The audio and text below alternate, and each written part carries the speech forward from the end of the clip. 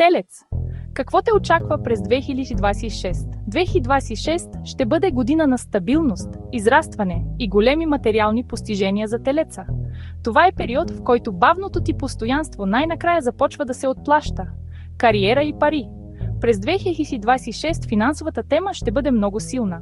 Очаквай по-стабилни доходи, нов източник на пари, дългосрочна инвестиция, шанс за повишение. Всичко, върху което си работил дълго, започва да дава реални резултати. Годината е отлична за спестяване, покупки и изграждане на сигурно бъдеще. Любов. В любовта 2026 носи сериозност и дълбоки чувства. Ако си необвързан, ще привлечеш човек, който търси стабилна връзка, а не нещо временно.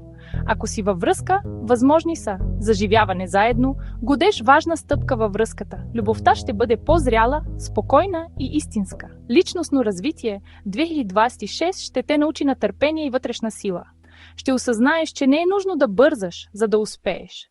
Ще станеш по-уверен, по-спокоен, по-фокусиран върху целите си. Ще изградиш по-силен контрол над живота си. Предупреждение. Внимавай с прекален инат, страх от промяна, задържане в зона на комфорт.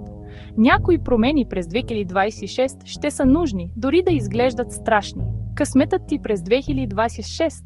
Късметът ще идва чрез постоянство и правилни решения, не чрез риск.